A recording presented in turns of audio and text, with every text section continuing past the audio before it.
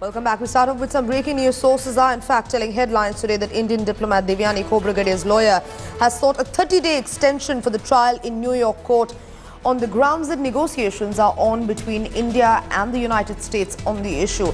Our strategic affairs editor Gaurav Sawant now joining us on the phone line with more details. Gaurav, sources in fact are believed to have told headlines today that diplomacy should not be given a deadline as it may not yield the desired results.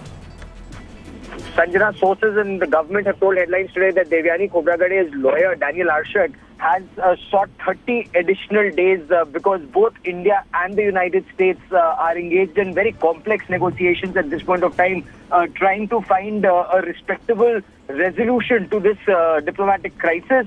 And should the trial start on the 13th of January, as it is scheduled to at this point of time, diplomacy might get derailed.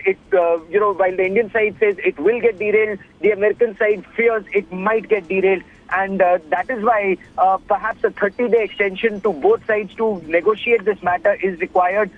Negotiations are at a very complex stage because India insists that Devyani Khobragade enjoyed diplomatic immunity as she was registered with the United Nations as a diplomat as early as August of the last year. So when she was arrested and handcuffed and stripped, she anyway had immunity. That is point one. And point two, India has once again has transferred her to the permanent mission in New York, and US just has to accept those papers, and then she will enjoy diplomatic immunity once again for the duration of her stay in the United States.